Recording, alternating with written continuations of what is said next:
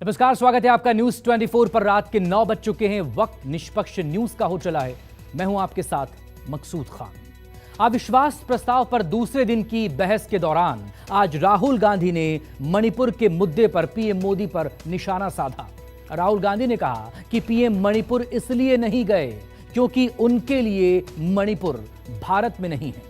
राहुल ने यह भी कहा कि मणिपुर में हिंदुस्तान की हत्या की गई, भारत माता की हत्या की गई। हालांकि बीजेपी की तरफ से अमित शाह और स्मृति ईरानी ने राहुल गांधी पर पलटवार किया।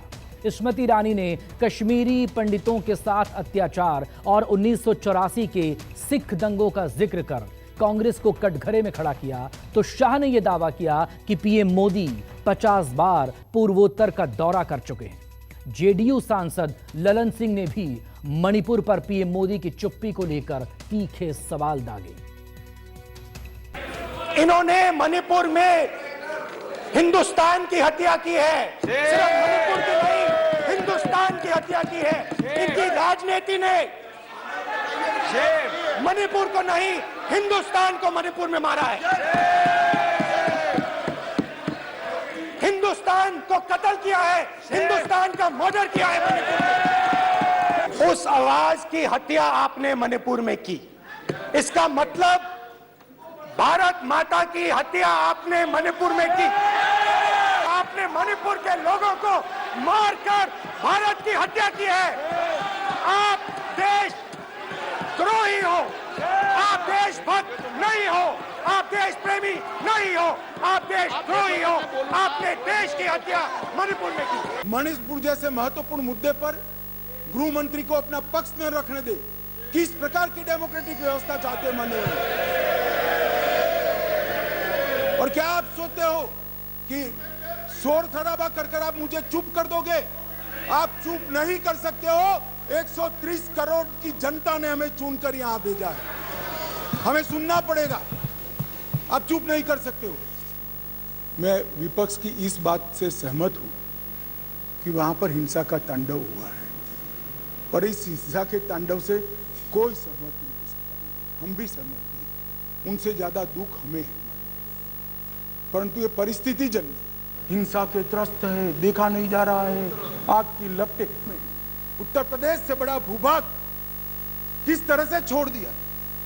आगजनी, टेररिस्ट, नस्ली हिंसाएं, और आप हमारा हिसाब मांगते हो। इसीलिए आपके प्रधानमंत्री मणिपुर में नहीं जा सकते हैं, क्योंकि उन्होंने देश की हत्या की है। मणिपुर में हिंदुस्तान की हत्या की है, भारत माता की हत्या की है मणिपुर में। कुछ ही दिन पहले मैं मणिपुर गया, हमारे प्रधानमंत्री नहीं गए, आज तक नहीं गए, क्योंकि उनके लिए मणिपुर हिंदुस्तान नहीं है। मोदी जी को 9 साल हुए, 15 साल और 18 साल प्रधानमंत्री रहे हुए लोग हैं इस देश में जिन पर इनको नाज है और हम पर अविश्वास है, मगर वो कभी 50 बार नहीं गए। मोदी जी 9 साल में 50 से ज्यादा बार नॉर्थ ईस्ट गए। ये बताता है कि नॉर्थ ईस्ट इस देश का हिस्सा है, इसका कसब हमारे मन में। ये प्रधानमंत्री ऐसे हैं जो आजादी के बाद देश में सबसे लोकप्रिय प्रधानमंत्री कोई है तो नरेंद्र मोदी। मणिपुर में रिलीफ कैंप्स में गया, रिलीफ कैंप में आज जा रहा हूं मणिपुर, और मणिपुर के कैंप्स में मैंने महिलाओं से बात की, बच्चों से बात की, जो हमारे प्रधानमंत्री जी ने आज तक नहीं किया।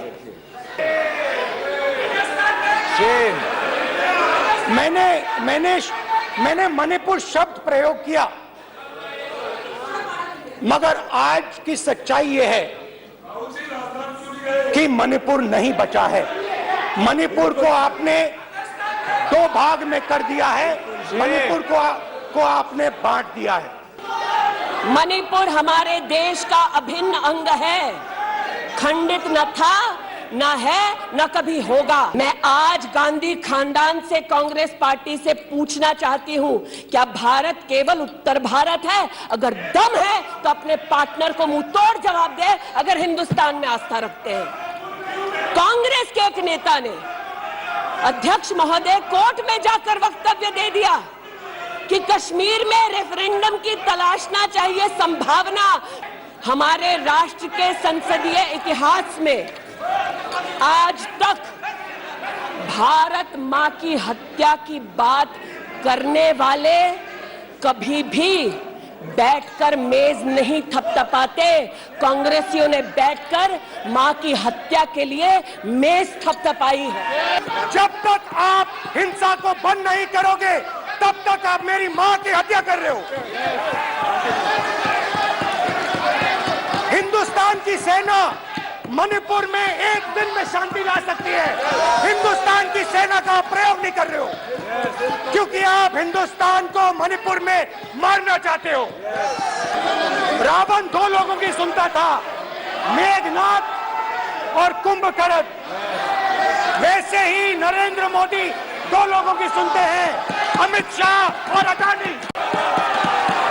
लंका को हनुमान ने नहीं जलाया था, लंका को रावण के अहंकार ने जलाया था। राम ने रावण को नहीं मारा था, रावण के अहंकार ने रावण को मारा था। आप पूरे देश में केरोसिन फेंक रहे हो, पूरे देश में आप केरोसिन फेंक रहे हो। आपने मणिपुर में केरोसिन फेंकी और फिर चिंगारी लगा दी। अब आप हरियाणा में कर रहे हो, पूरे देश को आप जलाने में लगे हो। आप पूरे देश में भारत माता की हत्या कर रहे हो। You are not India. For India is not corrupt. India believes in merit and not dynasty. Dynasty quit India. Merit now finds place in India. सबसे पहले आपकी पीठ पर, आपके आसन पर जिस प्रकार का आक्रामक बर्ताव आज देखा गया, उसका मैं खंडन करती हूं। पहली बार राष्ट्र के इतिहास में भारत मां की हत्या की बात की और कांग्रेस पार्टी यहां पर तालियां बजाती रही। जो भारत की हत्या की बात पर कांग्रेस पार्टी ने ताली पीटी आज इस सदन में, इस बात का संकेत पूरे देश को दिया कि मन में गद्दारी किसकी है। मणिपुर खंडित नहीं है, विभाजित नहीं है, मेरे देश का अंग है। मैं इनसे पूछती हूं, इन्हीं के अलायंस के एक सदस्य बैठे हैं जिन्होंने तमिलनाडु में कहा कि भारत का मतलब मात्र उत्तर भारत। अगर हिम्मत हो राहुल गांधी में तो आकर भारत के ऊपर इस प्रकार का कटाक्ष करने वाले डीएमके के अपने साथी का खंडन करके बताएं। एक महिला मुझे कहती है, मैंने उनसे पूछा, बहन क्या हुआ आपके साथ? बहुत सारी महिलाओं से बात किया, मगर मैं आपको दो उदाहरण देना चाहता हूं। एक महिला मुझे कहती है, मैंने कहा क्या हुआ तुम्हारे साथ? कहती है, मेरा छोटा सा बेटा, का सम्मान करें प्लीज ये देखो, ये सम्मान एक ही बच्चा था मेरा, कोई शर्म कर लो गल एक ही बच्चा था मेरा, मेरे सामने, मेरे आंखों के सामने उसको गोली मारी है। मैं पूरी रात, आप सोचिए, आप अपने बेटे के बारे में, बेटों के बारे में सोचिए, मैं पूरी रात उसकी लाश के साथ लेटी रही। मैं पूरी रात उसकी लाश के साथ लेटी रही और फिर मुझे डर लगा, मैंने अपना घर छोड़ दिया, जो भी मेरे पास था वो मैंने छोड़ दिया मैंने उनसे पूछा कुछ तो लाई होगी, कहती है नहीं, सिर्फ मेरे जो कपड़े हैं ये मेरे पास हैं। और फिर इधर उधर ढूंढती है और एक फोटो निकालती है और मुझे कहती है यही मेरे पास अब बची है। एक और उदाहरण, दूसरे कैंप में मैं एक महिला मेरे सामने आती है, मैं उससे पूछता हूं तुम्हारे साथ क्या हुआ, क्या हुआ तुम्हारे साथ? और जैसे ही मैंने ये सवाल पूछा, जैसे ही मैंने ये सवाल पूछा, आप महिला का दर्द नहीं सुन सकते? जैसे ही मैंने उससे ये सवाल पूछा, वैसे ही 1 सेकंड में वो कांपने लगी। उसने अपने दिमाग में वो दृश्य देखा और वो बेहोश हो गई, मेरे सामने कांपती हुई बेहोश हो गई। ये आज अपने आप को इंसाफ के पुजारी बताते हैं, लेकिन मुझे बताइए गिरजा टिक्कू सरला भट्ट को कब इंसाफ मिलेगा? उनकी आवाज भारत की आवाज नहीं है, उनकी आवाज को आपने कभी नहीं सुना। मैं आज कहती हूं, इन्होंने कहा अश्रु बहाए, भ्रमण किया 84 के दौरान में। मुझ जैसे कई लोग देश की राजधानी में थे और किसी का वक्तव्य ना सुने। अध्यक्ष जी, एक पत्रकार है प्रणय गुप्ता, उन्होंने लिखा कि सिख बच्चों को कैस्ट्रेट करके उनके अंगों को उनकी मां के मुंह में ठूसा गया। सुल्तानपुरी में एक महिला ने एफिडेविट दी है, मेरे हस्बैंड को मार दिया, बेटी को शादी से 1 रात पहले उठाकर ले गए और उसका बलात्कार। और आज भारत की बात करते हैं, कहते हैं कि कश्मीर से कन्याकुमारी तक 130 दिन चल रहे थे। मैं जोड़ों के दर्द पर भाषण नहीं दूंगी अध्यक्ष महोदय, लेकिन इतना जरूर कहूंगी कि जिन वादियों को हिंदुस्तान ने खून से सना देखा है, जिन वादियों में गोलियों की आवाजें हर दिन सुनाई देती थी, आज आपको डरने की जरूरत नहीं है। डरो मत, डरो मत, डरो मत। आज कोई घबराने की जरूरत नहीं है। आज मैं अपना भाषण, मेन जो भाषण है वो अदानी जी पे नहीं बोलने जा रहा हूं। आप छोड़िए, क्योंकि मेरा भाषण आज दूसरी डायरेक्शन में जा रहा है। रूमी ने कहा था जो शब्द दिल से आते हैं वो शब्द दिल में जाते हैं। तो आज मैं दिमाग से नहीं बोलना चाह रहा हूं, मैं दिल से बोलना चाह रहा हूं। हिंसा किसी भी समस्या का समाधान नहीं है। वार्ता करिए। अभी हम मतई समुदाय के साथ भी वार्ता कर रहे हैं, मैं स्वयं कर रहा हूं। कुकी समुदाय के साथ भी वार्ता कर रहे हैं, आज भी की थी, मैं स्वयं कर रहा हूं। मेरा अनुरोध है कि साथ में बैठकर, भारत सरकार के साथ बैठकर इस समस्या का समाधान निकाल दीजिए। अफवाहों से ज़्यादा अविश्वास का वातावरण हुआ है। भारत सरकार की जरा भी मंशा नहीं है कि वहाँ की डेमोग्राफी को चेंज कर दिया जाए। घुसपैठ को भी हम रोकेंगे। हमने राजद्वारी तरीके से म्यांमार के साथ भी बात की है और हर प्रयास हम करना चाहते हैं जो हम कर पाते हैं। और मैं आज आप लोगों पर इतना आक्रमण नहीं करूंगा। मतलब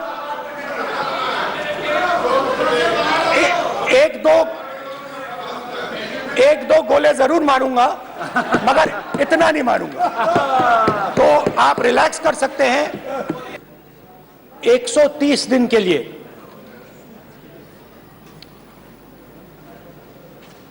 मैं भारत के एक कोने से दूसरे कोने तक गया, अकेला नहीं,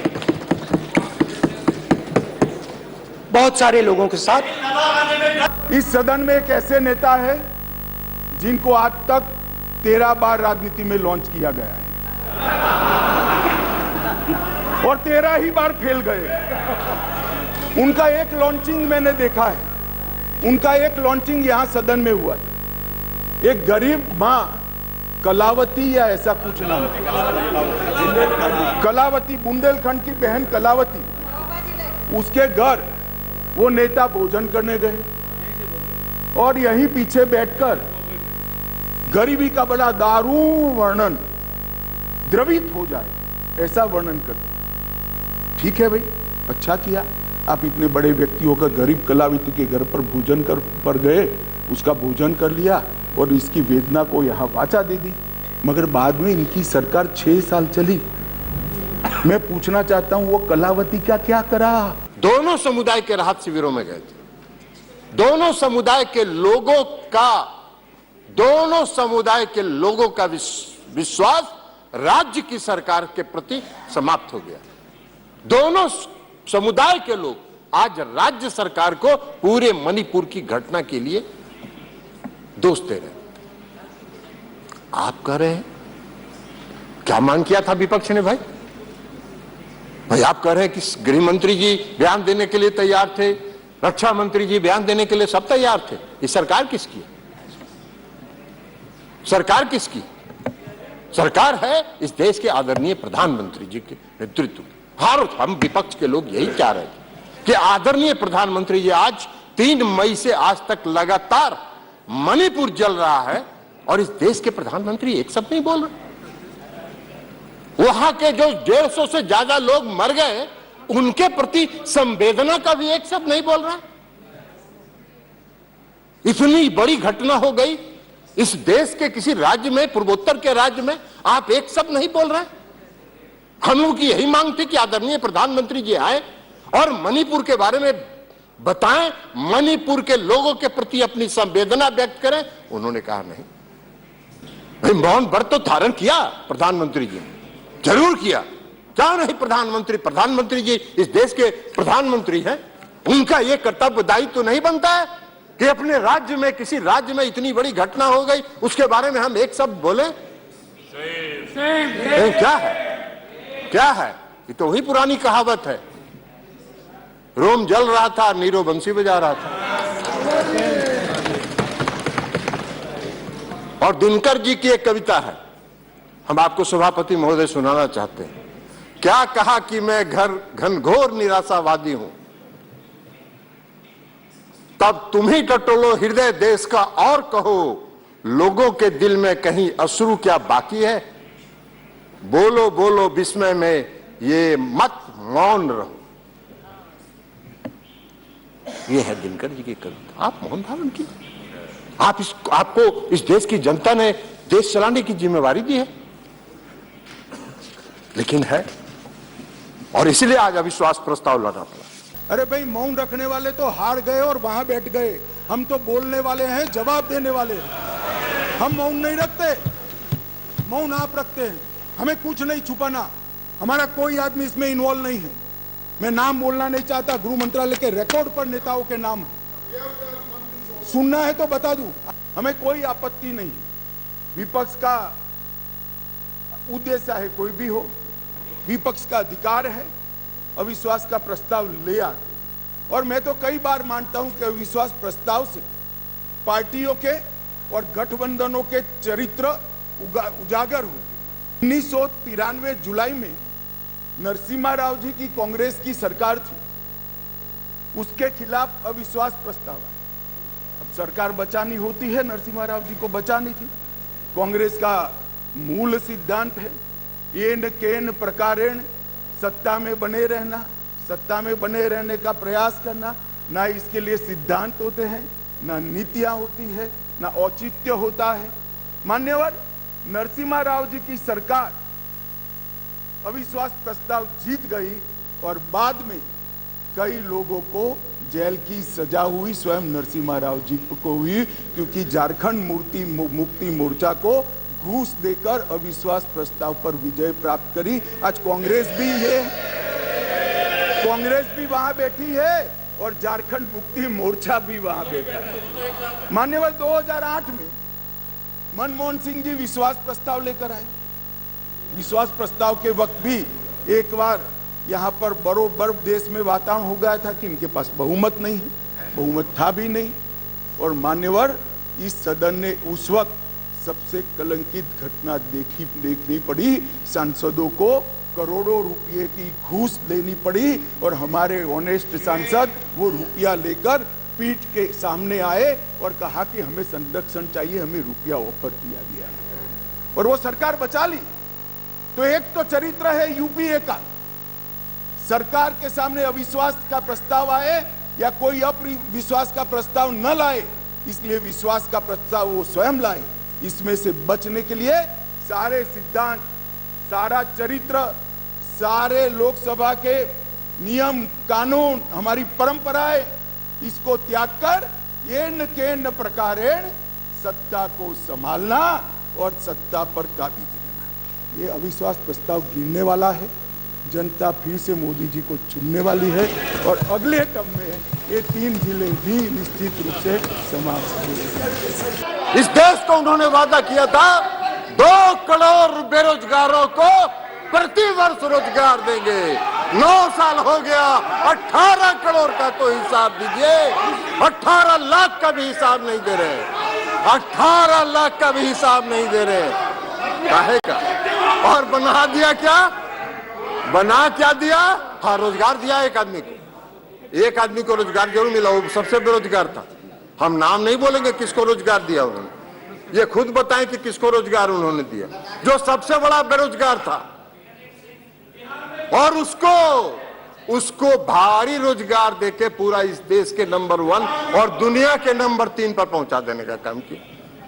नाम बताइए आप ही, किसको इतना बेरोजगार था जिसको रोजगार दिया? इस देश के नौजवानों को तो रोजगार नहीं मिला। हम लोग भी चुनाव लड़ रहे थे 2014 में, जो बेंगलोर में, महाराष्ट्र में और अलग अलग शहरों में जो लड़के इंजीनियरिंग और मेडिकल कॉलेज में पढ़ते थे, सब अपनी पढ़ाई छोड़ के गांव आ गए थे और सब अपने घर में बैठ गए थे और कह रहे थे अपने अभिभावकों को कि मम्मी पापा वोट दे दो मोदी जी को, हम लोगों को रोजगार मिल जाएगा। रोजगार तो मिल गया। क्या हुआ? आज वही लड़के 5,000 4,000 रुपए की नौकरी के लिए प्राइवेट कंपनियों में दर-दर भटक रहे हैं। 18 करोड़ लोग, 18 करोड़ लोगों के रोजगार का क्या हुआ? 18 करोड़ लोगों के रोजगार का हिसाब दीजिए। बना क्या दिया आपने? बना क्या दिया आपने? अभी रक्षा मंत्री जी नहीं है, रक्षा मंत्री जी नहीं है। रक्षा मंत्री जी को मालूम है इस देश में जो नियमित सेना में बहाली होती है, लाखों नौजवानों ने नियमित बहाली में दौड़ में पास किया, उनका मेडिकल हो गया, उनका नियुक्ति पत्र जारी होना था, उसको फाड़ के फेंक दिया गया और 4 साल के लिए अग्निवीर बना दिया गया। वाह रे वाह। आप जब अविश्वास प्रस्ताव लेकर आते हो तो सरकार के समग्र कामकाज पर क्वेश्चन मार्क करते हो और क्योंकि ये क्वेश्चन मार्क पॉलिटिकली मोटिवेटेड है, इसलिए मुझे सरकार के परफॉर्मेंस की चर्चा करनी पड़ेगी। मान्यवर, इस देश के करोड़ों गरीबों के नसीब में जब तक मोदी जी प्रधानमंत्री नहीं बने, धुएं से भरा हुआ घर था। मोदी जी ने 9.6 करोड़ 9 करोड़ 60 लाख गरीब महिलाओं के घर में गैस का सिलेंडर भेजा और उसकी झूंपड़ी को धुएं से मुक्त कराने का काम किया। मान्यवर, 11 करोड़ परिवार ऐसे थे, दुनिया में कोई विचार नहीं कर सकता। कई देशों की आबादी 11 करोड़ से आधी भी नहीं है, 5वें हिस्से की भी नहीं है, परंतु 11 करोड़ परिवार ऐसे थे जिनके पास मान्यवर शौचालय नहीं था। हर रोज वो घर की महिलाएं आहत होती थी। मान्यवर, इनका दर्द 55 सालों तक ये यूपीए कांग्रेस ने नहीं जाना। नरेंद्र मोदी जी प्रधानमंत्री बने और 9 साल के अंदर 11 करोड़ 72 लाख परिवारों को शौचालय देने का काम। मान्यवर, देश के बहुत बड़े तबके में और विशेषकर गरीब के घर में, दलित के घर में, आदिवासी के घर में, पिछड़े के घर में, झोंपड़पट्टी में शुद्ध पीने का पानी नहीं, फ्लोराइड युक्त पानी पीते, भरी जुआनी में बूढ़े हो जाते, बाल सफेद हो जाते, हड्डियां टेढ़ी हो जाती थी, मान्यवर मोदी जी ने हर घर नल के माध्यम से 12.65 लाख करोड़ मतलब 12 करोड़ 65 लाख घरों में जल से नल पहुंचाने का काम समाप्त। 2014 के चुनाव के बाद हमने देखा एक टीवी चैनल पर इंटरव्यू उनका।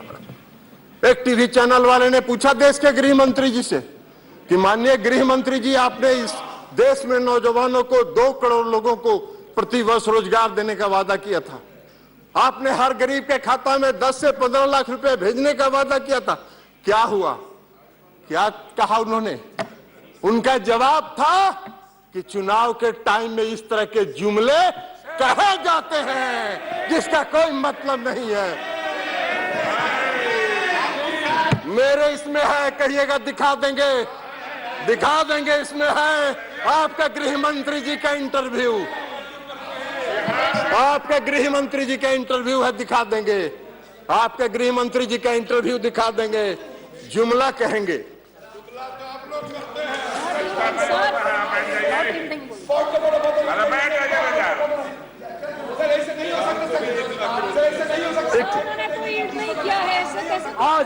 आज नरेंद्र मोदी जी के नेतृत्व। अरे छोड़िए, ये पॉइंट ऑफ ऑर्डर है। ये सभापति महोदय, ये सब धंधा नहीं चलेगा। बीच में कोई पॉइंट ऑफ ऑर्डर के नाम पर खड़ा होके और अनर्गल बात करेंगे, ये नहीं चलेगा। ये सब जुमलेबाज हैं। ये क्या बोलेंगे? जुमला कहते हैं। इनके 1 नंबर के मंत्री ने इस देश में कहा कि जो चुनाव में हम वादा करते हैं वो जुमला होता है। यह कह रहे हैं महंगाई। आज देश में सबसे बड़ी समस्या क्या है? महंगाई। आप उज्ज्वला योजना की चर्चा अब आप नहीं करते हैं, क्योंकि उज्ज्वला योजना में जितना सिलेंडर आपने बांटा, 5% घरों में भी आज वो सिलेंडर नहीं जल रहा है। क्यों? 1400 रुपए 1300 रुपए सिलेंडर का दाम हो गया। अब आप उसका नहीं, पहले बहुत पीठ थपथपाते थे, अपना हर भाषण में कहते थे उज्ज्वला योजना। अब शांति में कायम हो गया। आप बात कर रहे हैं भ्रष्टाचार की। आजकल आप देश भर में घूम घूम के भ्रष्टाचार की चर्चा कर रहे हैं। महाराष्ट्र में क्या हुआ? अरे 70,000 करोड़ प्रधानमंत्री का भाषण सुने। नीतीश जी ने कहा 1 रुपया नहीं लेंगे, हम अपनी ताकत पर करेंगे। और ये काम उन्होंने किया। शर्म ही नहीं आता है। ये भी गए थे लखीसराय में, यही बताए होंगे कि मेडिकल कॉलेज बनवा दिया, इंजीनियरिंग कॉलेज बनवा दिया, हर घर नल का जल बनवा दिया। ललन जी फीडबैक देते हैं। इस देश के गृह मंत्री जी इसी तरह के बयान करने के आदी हैं। जम्मू एंड कश्मीर में पीडीपी कौन था? क्यों समझौता किए थे? आपका नेचुरल एलाई था क्या? आपका स्वाभाविक गठबंधन था जी। बात बना रहे हैं और यहाँ भाषण देते हैं सब। जम्मू एंड कश्मीर का मुफ्ती महबूबा मुफ्ती से गठबंधन किया कि नहीं किया? क्यों किया? आप लालू जी हमारे साथ रहे। धन्यवाद। हम लोग एक पार्टी में रहे हैं। इस पार्टी का निर्माण हम लोगों ने किया था जी। रहेंगे। आपका खाता बहुत धन्यवाद जी। इसी के साथ श्री राम गोपाल यादव बस कंक्लूड कर रहे हैं। इसी के साथ सभापति महोदय, मैं अविश्वास प्रस्ताव का समर्थन करता हूं और इनकी 2024 में विदाई का ऐलान। जब हमने बैंक का अकाउंट खोलने की जनधन योजना लेकर आए, तब मजाक उड़ाया जाता। हमारे बिहार के मुख्यमंत्री नीतीश कुमार जी ने हमारा कड़ा मजाक उठाया कि अकाउंट तो खोल दिया, अंदर क्या डालेगा, जरा बॉनी तो कराओ। नीतीश बाबू, आज मेरी बात सुन लीजिए। हमने 49 करोड़ 65 लाख बैंक अकाउंट खोले, जिसमें 2 लाख करोड़ गरीबों के जमा है। और राज्य सरकार और केंद्र सरकार की 300 से ज्यादा योजनाओं का पैसा डीबीटी के माध्यम से जन धन अकाउंट में ट्रांसफर होता है। मगर साहब, ये जनधन योजना का क्यों विरोध कर रहे थे समझने जैसी बात है। एक बार इस देश के तत्कालीन प्रधानमंत्री ने कहा था, जो यूपीए से ही थे, उन्होंने कहा था कि मैं दिल्ली से 1 रुपया भेजता हूं, 15 पैसे पहुंचते हैं। वो तो ठीक है, स्वीकृति की सच्चे आदमी थे, नए नए राजनीति में आए थे, बोल गए। मगर मैं अब आगे पूछना चाहता हूं, क्योंकि बाकी लोग तो यहीं बैठे हैं। नॉर्थ ईस्ट में एयरपोर्ट पहुंच गया, दूरी कम हो गई। कई विकास के पंडित कहते हैं 8 राज्यों में रेल पहुंच गई, दूरी कम हो गई। कई विकास के पंडित कहते हैं इतने 1000 किलोमीटर रोड बन गया, दूरी कम हुई। अरे भाई, दूरी रोड, रेलवे और विमान से कम नहीं होती है, दूरी दिल से कम होती है। मोदी जी ने दिल से